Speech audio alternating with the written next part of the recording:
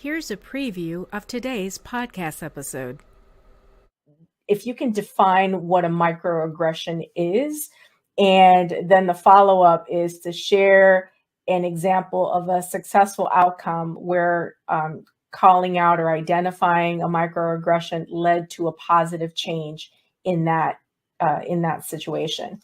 Sure. So basically, microaggressions are repeated kind of like subtle insults. And they happen over, a period of time. So this whole idea of death by 1,000 cuts is basically what it is. So there are these subtle kind of insults, kind of jabs that happen on a regular basis.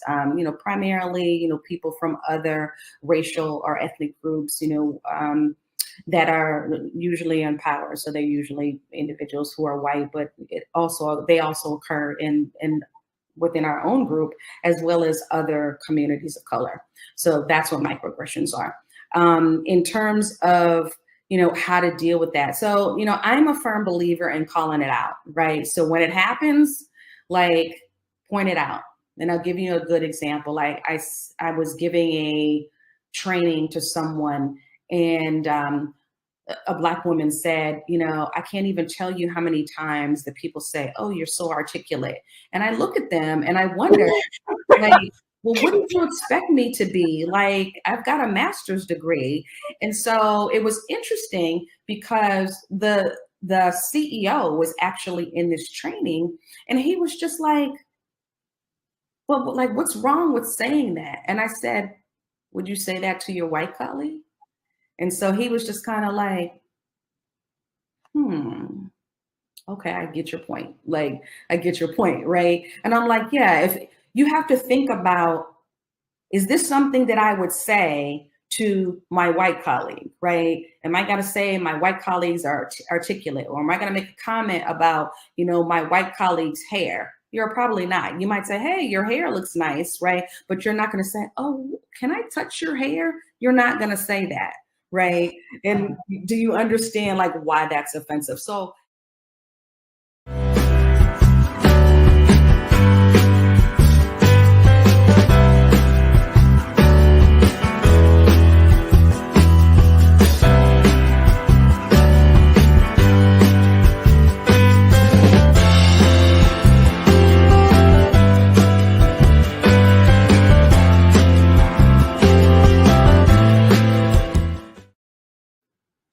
Hello, everyone, and welcome to the Wills, Women, and Wealth podcast, where we lead you holistically from overwhelmed to empowered through estate planning.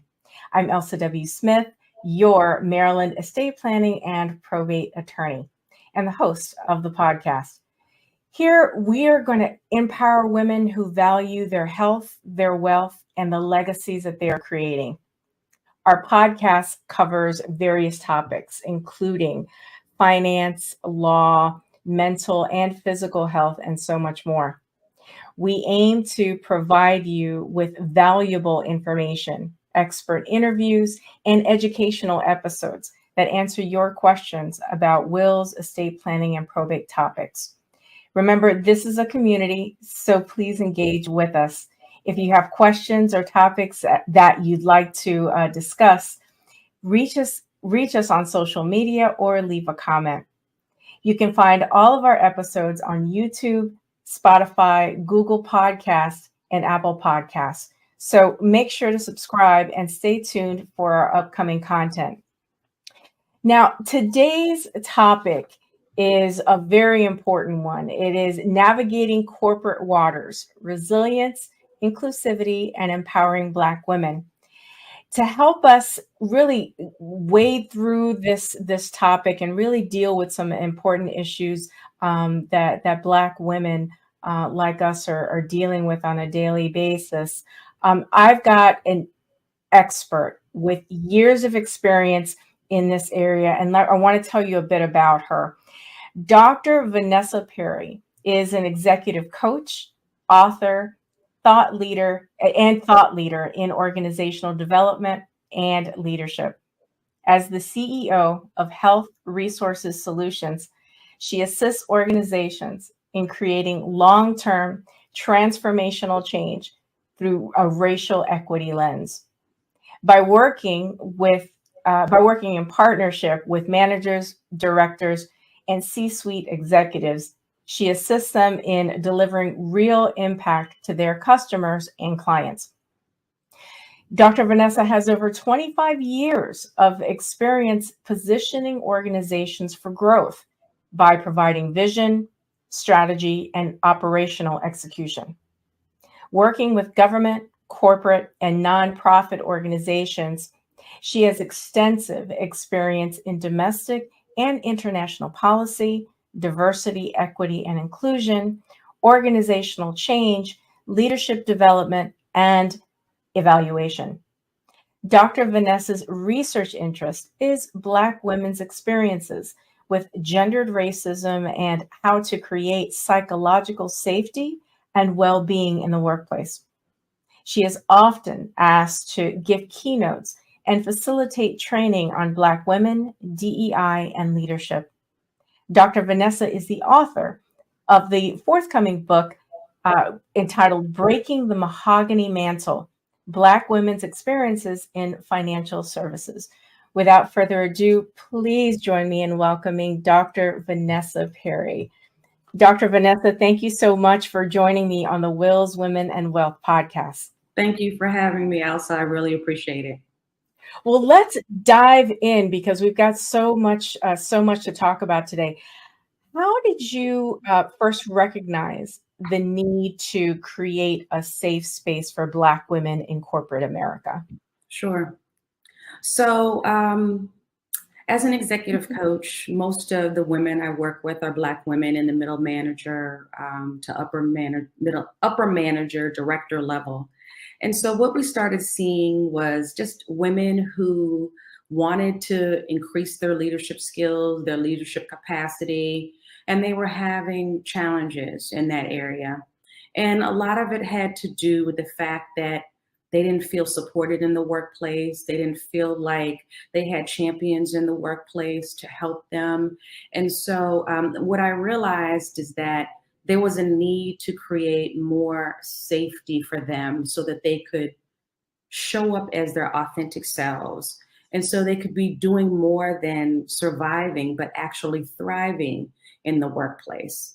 And so that is really how I came to that place, just recognizing that these were amazing women who were highly educated, who had the skills, who had the capacity to lead, but they didn't feel safe. They didn't feel like they could be seen and heard in the workplace as a leader. Could you expand on how imposter syndrome and identity switching, how it affects the identity of Black women in the corporate setting? Sure. So Black women are the most educated group on the planet. We've got degrees upon degrees upon degrees. Hence why we have so much student loan debt as well, because we've got all these degrees. And so what you see in the workplace often is because the systems of oppression and oftentimes the racism and the sexism in the workplace, they have a way of disenfranchising Black women and making them feel like they're not enough. And so they actually question whether or not they belong. Mm-hmm. And so that's where the imposter syndrome shows up, because they actually feel like, you know what? Yeah, I've got these degrees, but I still don't fit in. I still don't feel safe. I still don't feel like I belong. And so there's a struggle with that, because how do you show up as your best self, as your most authentic self, if you don't feel like you belong? And so oftentimes what happens is there's this identity switching. So the shifting of identities in which Black women are contorting themselves to be more palatable for the workplace. And so oftentimes that's switching how you talk, so code switching, the hair, how you dress, the behaviors, toning down the personalities and who you authentically are to fit in to the system. So oftentimes, again, it's, we don't want to be perceived as angry or aggressive or too smart or a know-it-all, or just pro-Black or just our authentic selves. And so that becomes this shifting of identities. And so what you have is really this whole, it's almost like it's torture, this internal struggle, because you want to be yourself, but you can't be yourself.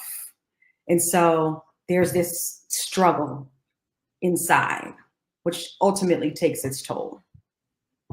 And to that point, in dealing and helping women cope with that struggle, what are specific strategies that you employ to help your clients overcome that imposter syndrome and navigate, the challenges of this identity switching?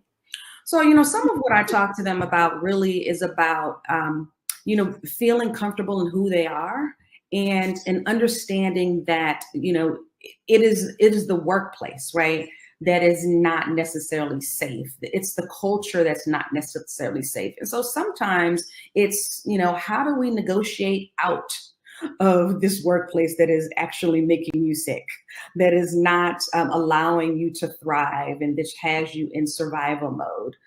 So that's part of it. And then some of it is, helping them with various tactics. How do you have hard conversations, critical conversations in a hostile work environment? How do you make your leaders understand, or your leadership understand, that you want to be seen and heard?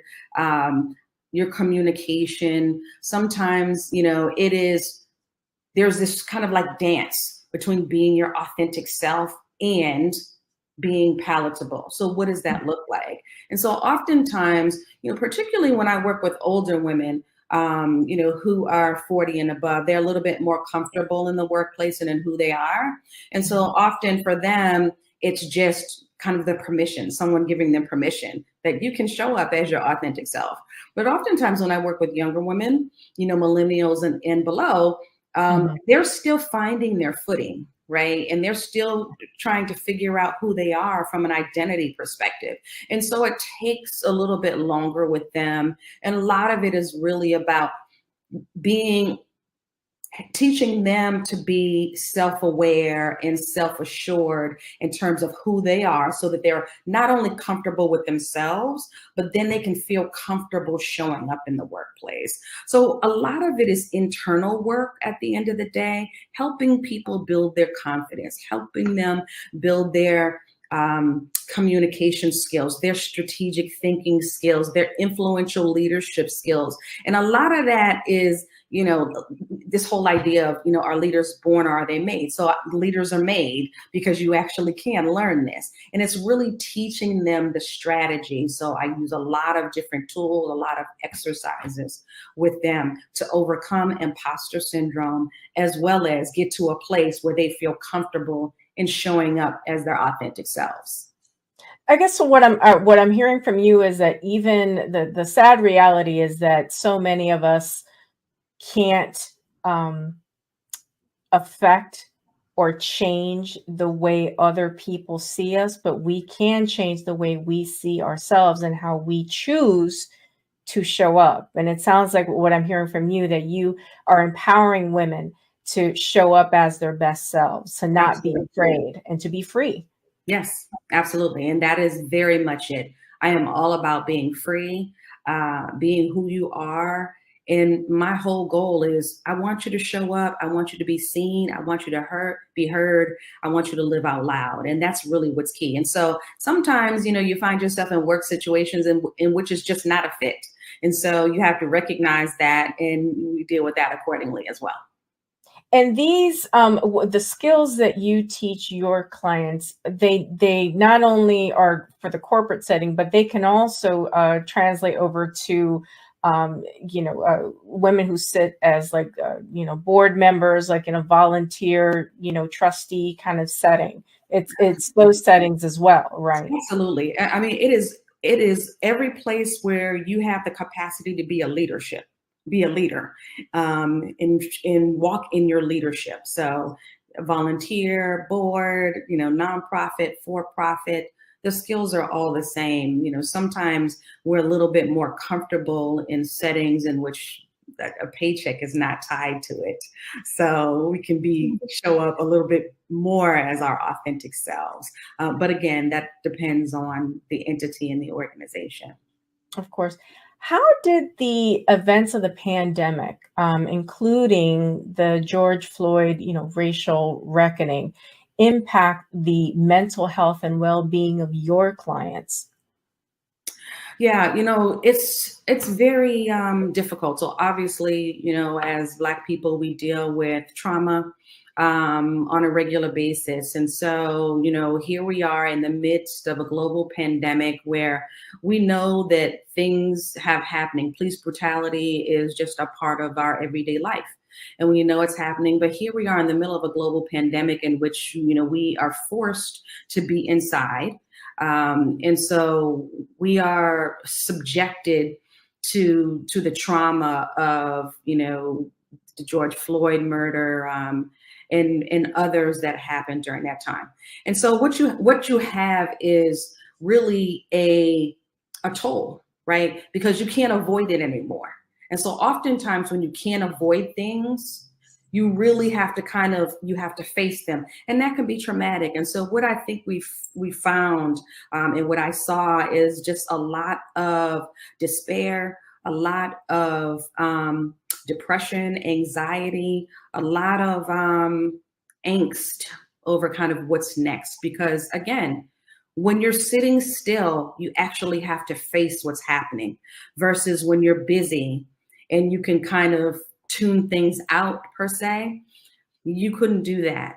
And so this impacted people in the workplace. So, they're showing up to work, everybody is in Zoom meetings, and not only are they working from home, but they're caregiving, they've got kids at home, they've got, parents they're taking care of. So it was very stressful, very, very stressful. A lot of folks experienced, increased trauma, burnout, mental health issues. Because the other part of, being at home is there's really no boundaries. And I think folks realized they didn't have any boundaries as well. And so you saw a lot of burnout. So people, instead of them working from 8 to 5, they're working from 8 to 8, 8 to 10, because they don't have anywhere else to go. They don't have anything else to do. And so even though they do have families and things at home, it's kind of, all right, we're going to have dinner and then let me get back to my computer because I got to work. And this is news for a lot of people, and people weren't accustomed to being at home. So some of it had to do with productivity as well, like wanting to show your leaders, your managers, your bosses that, okay, I actually can do this work, and I don't want to get in trouble. So let me put in extra, to their detriment.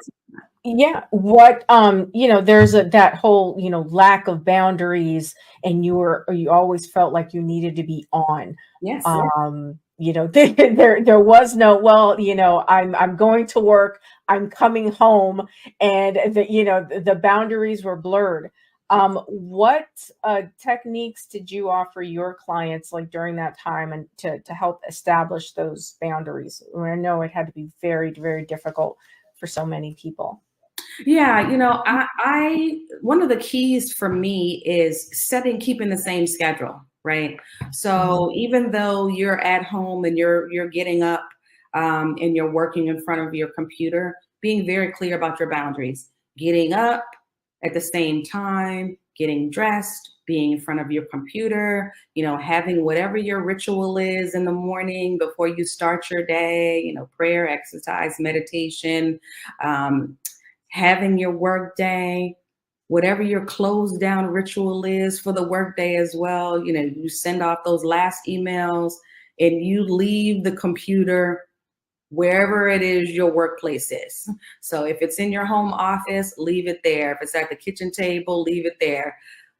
Don't take it into the bedroom don't take it into the living room where you're having family time. So things like that, making sure that you had a set time, making sure you had a set place where you worked so that you created those boundaries, letting people know also in the household, because again, we've got children, we've got spouses at home, kind of letting them know I'm working, right? The number of people that I, had to tell them, just put a sign on your door, like, deep work right now.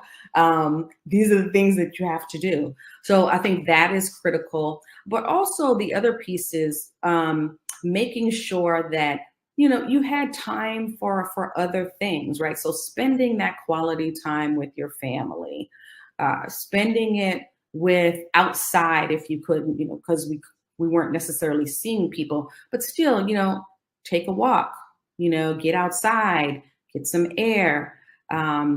Practice mindfulness, meditate, exercise. All of those things are really critical in terms of helping them recalibrate, calm themselves down, get to a place where they felt focused, calm, and less anxious. And of course, obviously, there were some individuals, that those techniques didn't work, right? In focusing on one thing at a time. And so for those individuals, I'm like, you know what? Hey, maybe you need some extra help. Let's get therapy. Let's talk about you finding somebody to talk to. And so, as you know, we had an increase in the number of people who were seeking therapy during the pandemic and even now. So, definitely it put a strain on the mental health system for sure. I now want to pivot and just a bit and talk about an area that's it's a sore point for me and so many of my colleagues, women of color in my profession. I can't tell you how many times in our, whether it's like Facebook groups for, Black women attorneys or other, other listservs or spaces where women are saying, this happened to me, this, opposing counsel said such and such, the judge said such and such, and it was a microaggression, right? And it even in we're talking about nonprofit spaces, volunteer spaces, there are other people that you may serve on boards with, they say something or do something and it's yet another microaggression. I want, for the benefit of the audience, if you can define what a microaggression is. And then the follow-up is to share an example of a successful outcome where calling out or identifying a microaggression led to a positive change in that situation. Sure. So basically, microaggressions are repeated kind of like subtle insults. And they happen over, a period of time. So this whole idea of death by 1,000 cuts is basically what it is. So there are these subtle kind of insults, kind of jabs that happen on a regular basis. Primarily, people from other racial or ethnic groups, that are usually in power. So they're usually individuals who are white, but they also occur in within our own group, as well as other communities of color. So that's what microaggressions are.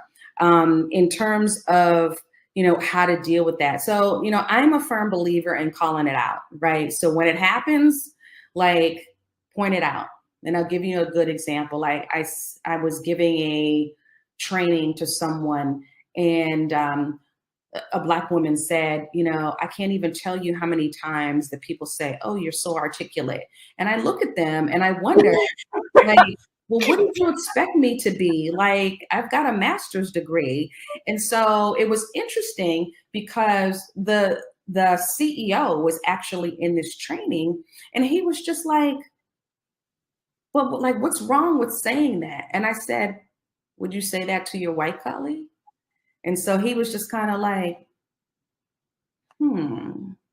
okay, I get your point. Like, I get your point, right? And I'm like, yeah, if you have to think about, is this something that I would say to my white colleague, right? Am I gonna say my white colleagues are articulate? Or am I gonna make a comment about, my white colleague's hair, You're probably not. You might say, hey, your hair looks nice, right? But you're not going to say, oh, can I touch your hair? You're not going to say that, right? And do you understand like why that's offensive? So, I had another woman in my research. She said, the way she called it out is every time she got on Zoom, she'd have a different hairstyle. Some days her hair was natural. She'd have braids, she'd have her hair straightened. In the first 5 minutes they'd spend talking about her hair. She was just like, listen, we're not talking about my hair anymore. Let me just let you know. The versatility of Black hair is we can do lots of different things. Yes, so you may see me with my hair in a ton of different ways, but we're not going to spend the next 5 minutes talking about it. It's inappropriate.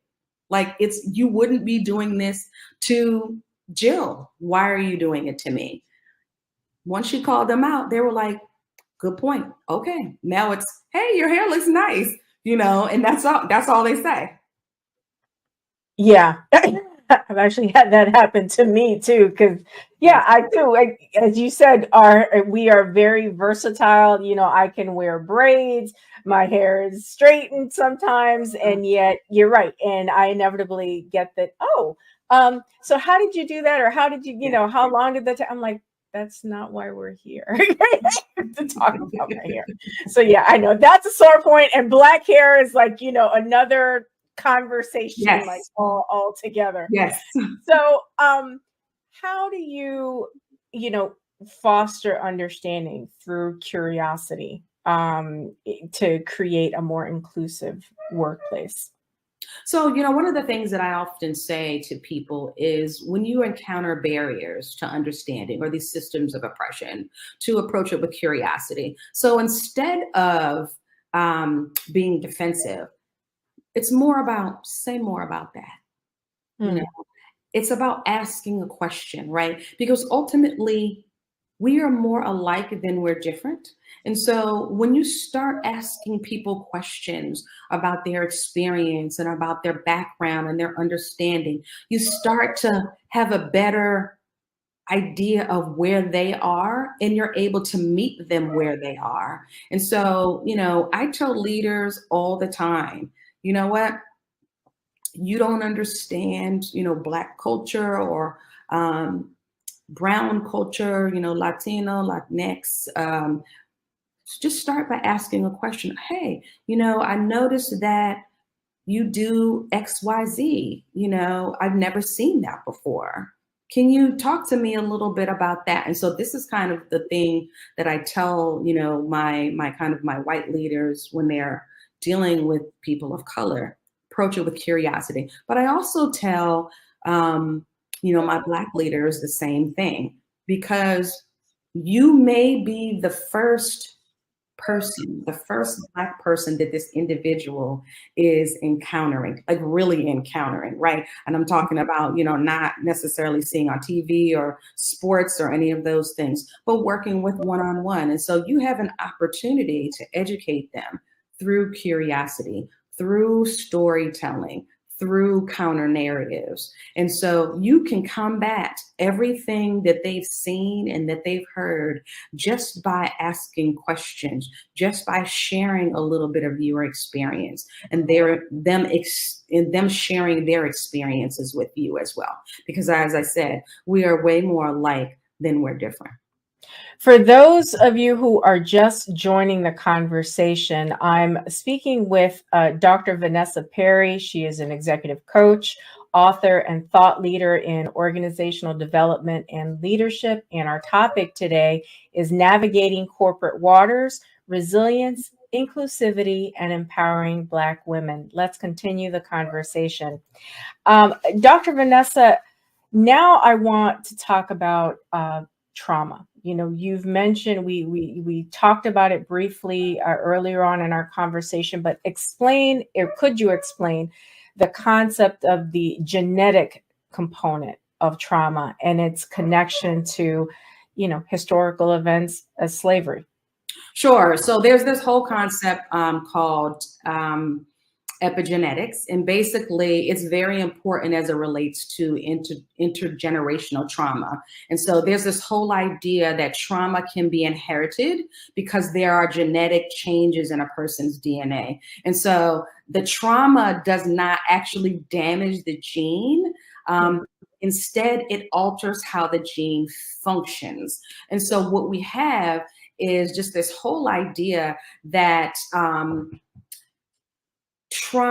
trauma that we carry in our bodies, the traumatic stress, it really can have this long-term impact from generation to generation. And so this is what has happened in slavery. And so what you have is this genetic change in terms of how we deal with things, the sensitivities. And so, what happens is trauma literally reshapes not only your genes, but it reshapes the body and the brain. And it basically, it compromises individuals, and it challenges us as it relates to things like pleasure, engagement, self-control, trust. And so it just becomes it's a very powerful concept. And I don't think a lot of people really understand just how much of an impact that slavery has had when it comes to Black people. And so, if you look at the hurt, the pain, the challenges, from then and now, you can see a lot of parallels as it relates to some of the intergenerational trauma, this quick to anger, sometimes this irritability, this kind of lack of trust of people, inability to connect with others at times, fearfulness. So, there's so many layers to it that I don't really think people understand it. There's a really good book that I like. It's by a doctor. It's called The Body Keeps Score. I think her name is Vanderkolk. And she talks about this whole idea about how trauma is a fact of life. And she has studied it for probably 30 years or so. And she's looked at, alcoholics, veterans, people who've had domestic violence, physical violence, and she's followed them over a period of time. And so just recognizing that it really becomes something that you consciously have to overcome.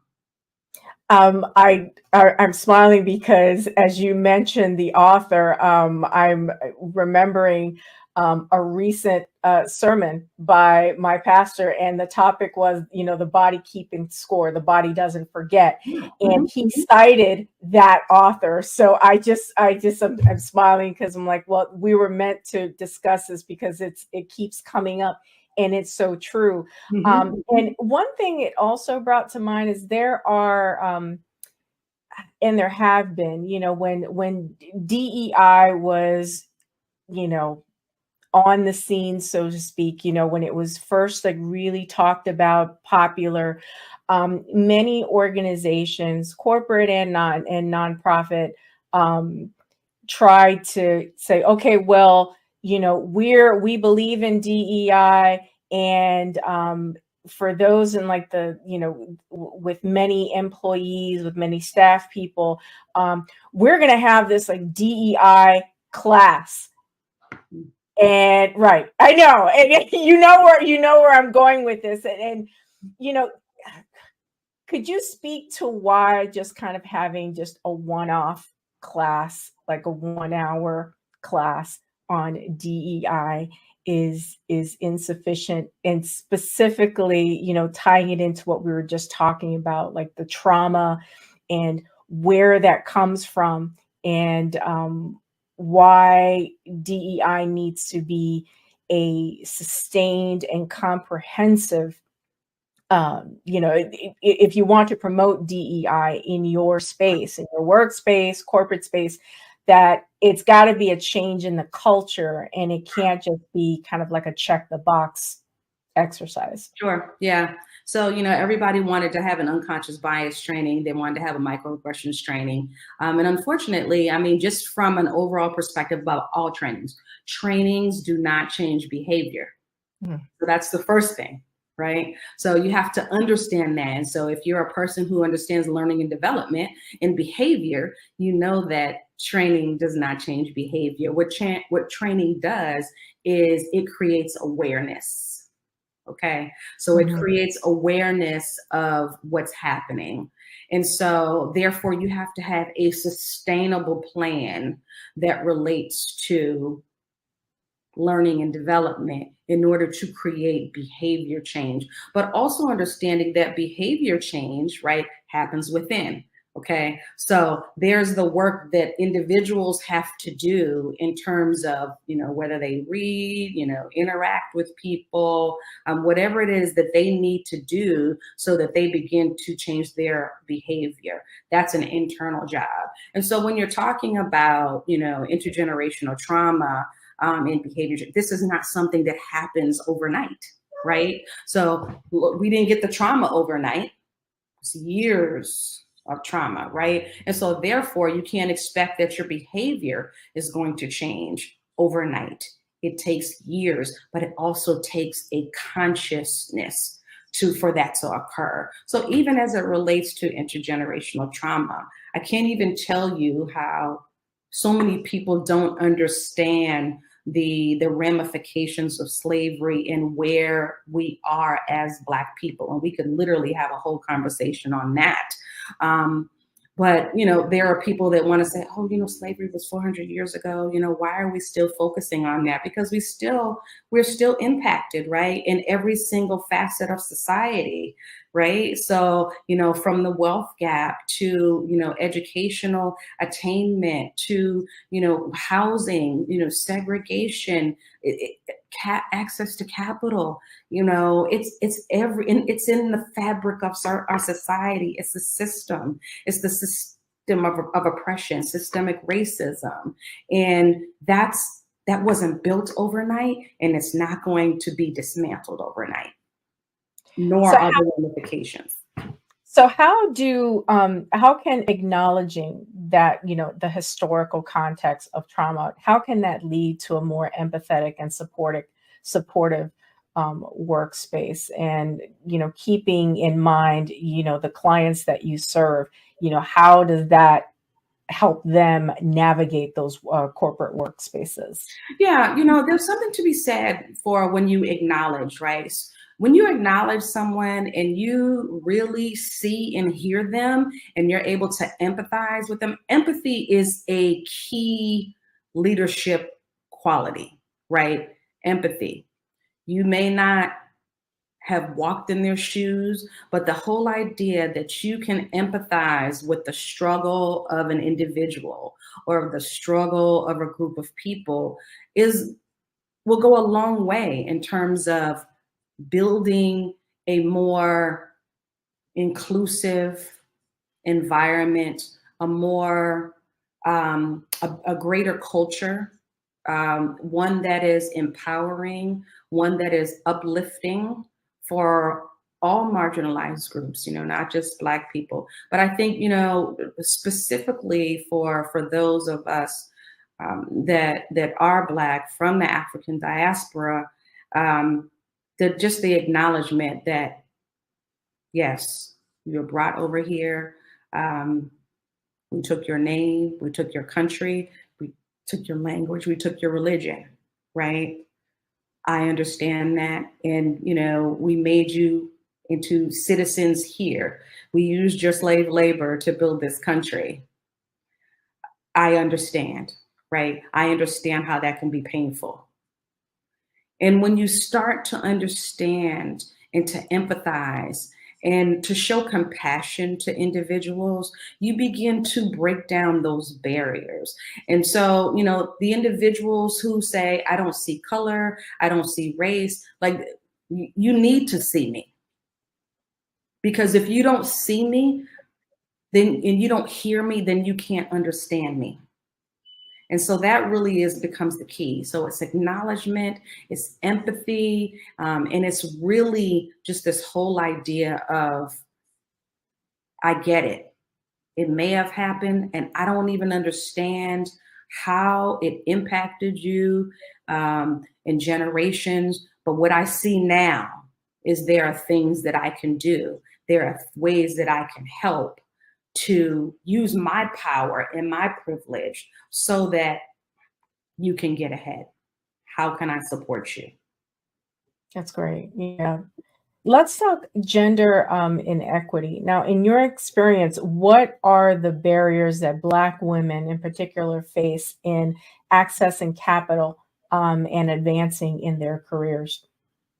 Yeah, I mean, it's just so, it's interesting because since 2017, Black women specifically have created the most businesses. And so literally we saw probably a 40% increase, right? So Black businesses overall have exploded. But since 2017, Black women-owned businesses have exploded to about 40%. And so that's probably going to increase. The challenge with this is that oftentimes we don't have access to capital, right? And so again, this goes back to, the systems of oppression. So, you could have 800 credit score and you're still not getting the great interest rate, right? You're not getting the best interest rate. You're not getting the same interest rate.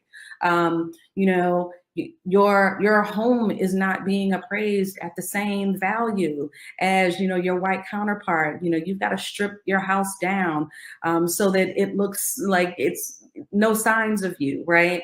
So it becomes a huge challenge for Black women. I can't even tell you the number of Black founders that I talk to who talk to me and tell me that they've had to pitch 47 times to get funding, right? Because they couldn't get traditional funding, couldn't get traditional lending, because oftentimes, like, we don't have all the systems in place, right? Because many of us didn't come from money. Many of us don't understand businesses. And so maybe we don't have everything that's in place, right? But we know how to run a business. We got a solid business plan. We've got our financials. And so, sometimes we just need help.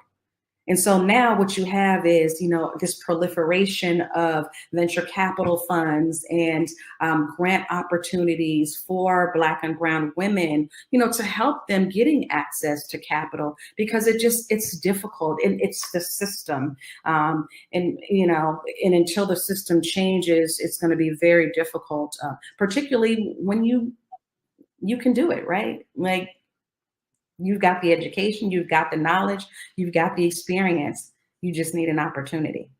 Absolutely. Now, can you describe a success story from one of your either one-on-one or mid-level management coaching sessions?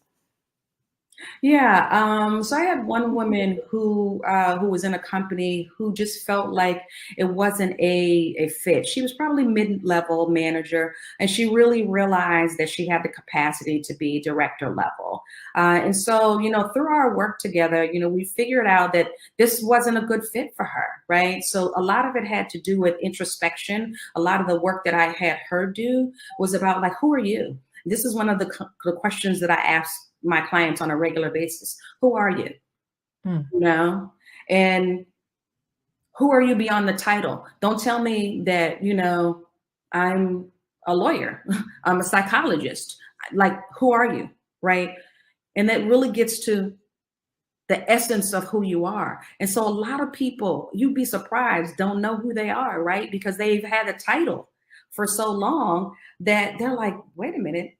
When I ask you, who are you? I'm asking you, like, what is your purpose in life, right? That's really the question that I want to know. And so on this particular occasion, we went through that exercise so many times, literally for almost a year, until finally she was just like, I got it. Like, I got it. Like, I know who I am. She was just like, I'm a people person. Like, I'm a problem solver. She was like, yeah, I'm a mom and a wife. She was just like, yeah, but I'm a yogi and I like Pilates and, all of these different things. And we ultimately, helped her transfer into a better, more holistic, workplace where now she's a director and she's thriving. And so it's been about a year now. And so, yeah, just an amazing opportunity to work with her. I had another woman, great younger woman, who was struggling to kind of show up in her workplace. She was trying to figure out like who she was. She was only Black in the workplace, only Black woman, middle manager on her whole team. And after we worked together, she showed up more confidently, more influential, more strategic in the way she thought, a better communicator. Right. So she was able to be seen and heard in a way in which she hadn't been previously. And not only that, but she just made all of like these just huge steps, went out of the country and experienced things that she'd never experienced before. So she grew during the time that we were together. And that was really, really a big step for her, where she came from, her family, the small community that she came from, first generational college educated.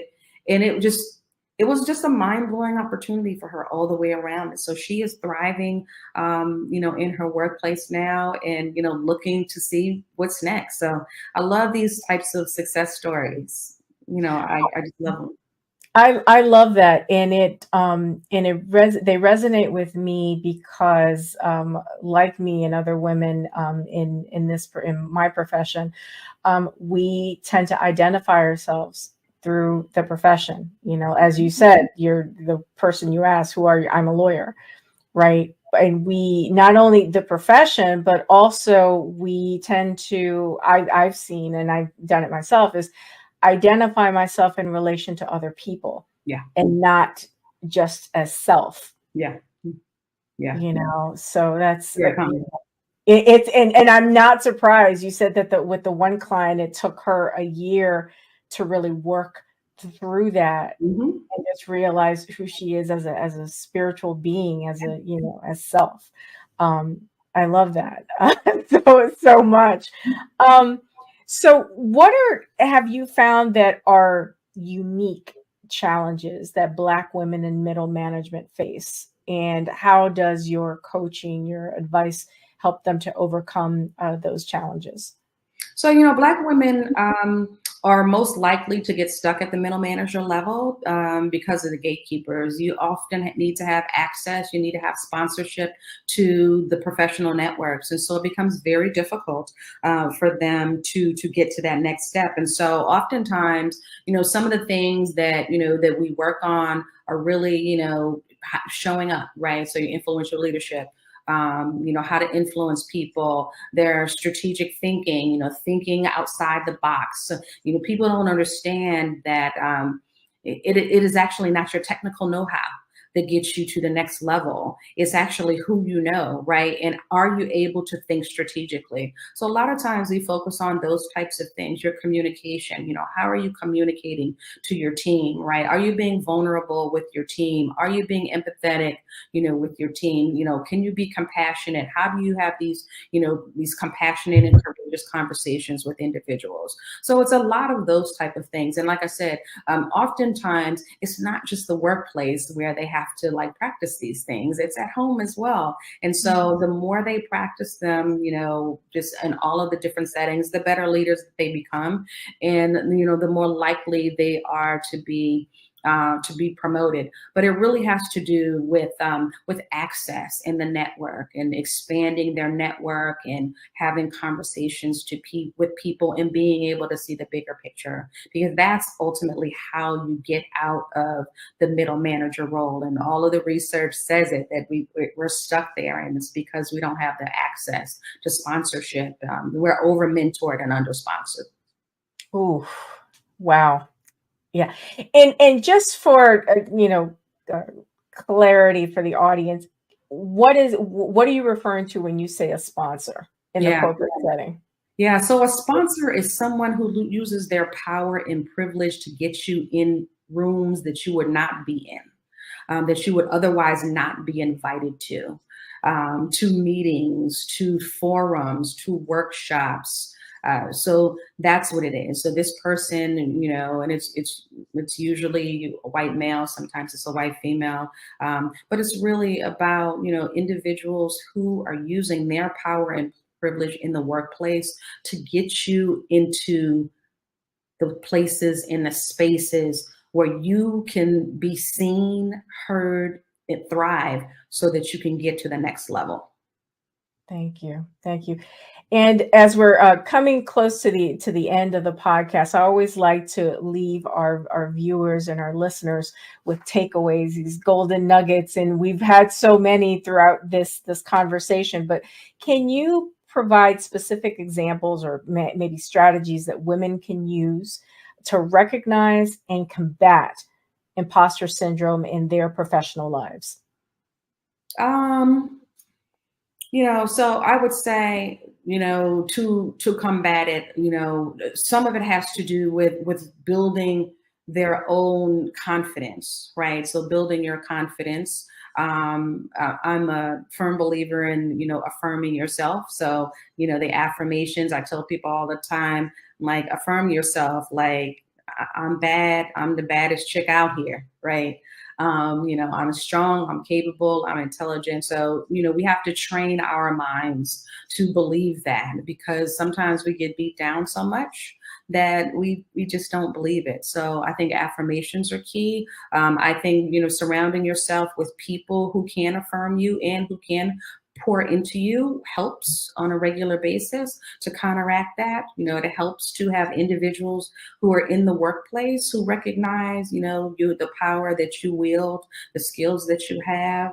So those individuals, that they empower you, if they encourage you, whatever supportive networks that you need are really what's key. Okay. And are there, and thank you, you mentioned earlier on in our conversation, therapy when needed, that you encourage, when you see that there's a need for it, you encourage your clients to, to seek additional, therapy and so forth. Are there any other, strategies or tips or resources that you offer to your clients when they need something more to help heal certain wounds? Yeah, I believe in, mindfulness. Mindfulness is very critical. This whole idea of recentering yourself is very important. It's actually an exercise that I do pretty much with all of my clients. We have breathing exercises, we have meditation. I also give them these body actions as well. For themselves, making sure, they're exercising, because really, it's really about self-mastery, right? So if you can't master yourself in every area, eating right, exercising, and, making sure you're focused in your mind, you can't master anybody else. And so those are really some of the keys that I focus on, this whole idea of, you've got to get your mind, your body, and your spirit right in order to get to the next level. And that's how you get to self-mastery. Now, Dr. Venessa, I understand that you have an upcoming book. Could you give us maybe a sneak peek into the themes or insights that readers can expect from it? And please share it, the title again, Sure. for our viewers and listeners. Sure.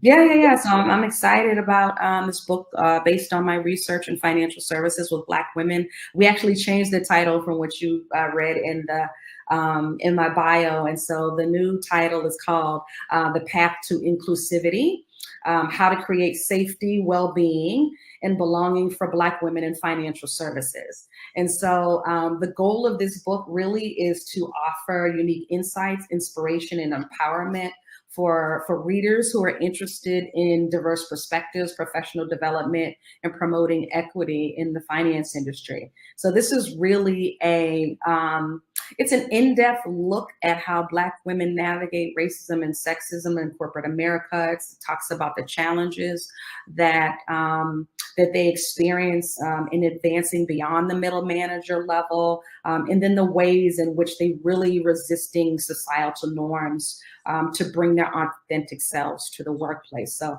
I'm really excited about it. I think it's going to be an amazing book. Really to help people create, equitable and supportive environments for Black women, not just in financial services, but also in corporate America. And really just a must read for anyone who's interested in promoting racial equity, diversity, inclusion in corporate. I am thrilled for you, and I wish you nothing but all the success in the world with that book. Dr. Venessa, if folks want to connect with you and even retain your services for executive coaching, can they just go to your website? Is that the best place to reach you? Sure. Yep. They can go to the website, fill out the info form there, and I will be in contact with them. We actually have a program that we're going to be launching soon. It's called our Rich Black Women's Group Coaching. We're very excited about that. So definitely it's a 12-month long program, full of resources, a community. I talked about creating a safe space for Black women. And so this is that space for them to interact with each other. So definitely, check our website for sure. You can always find me on LinkedIn, where I'm active as well, or on Instagram. So I think I'm at Venessa M. Perry at Instagram, and Venessa M. Perry or Venessa Marie at LinkedIn, something like that. But yes, definitely, be in contact with us. We'd love to work with you.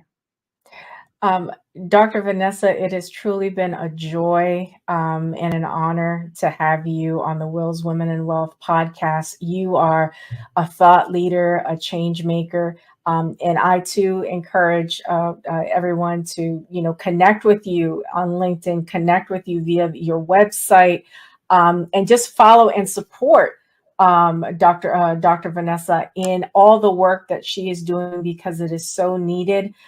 Thank you for seeing us. Thank you for being a voice for us. It is so needed. It's just been a pleasure to speak with you and have you on the podcast. Thank you. Thank you so much for having me as well. This has been amazing. And thank you for supporting and for following me and for just reaching out to me. I really appreciate it. Excellent. Excellent. Everyone, well, that's going to be it for today's episode of the Wills, Women, and Wealth podcast. Thank you for joining me, Elsa W. Smith, your Maryland estate planning and probate attorney. And just remember, your legacy is in your hands, and it's a legacy worth preserving. Right? We help individuals with estate planning in Maryland and the District of Columbia, and we can do the same for you. I encourage you to book a free 15-minute call with a member of our team. There's absolutely no obligation, and the link will be below this video. Thanks again for joining us on this episode of the podcast, and we'll see you in future podcasts. Stay tuned and stay connected. Be well, everybody.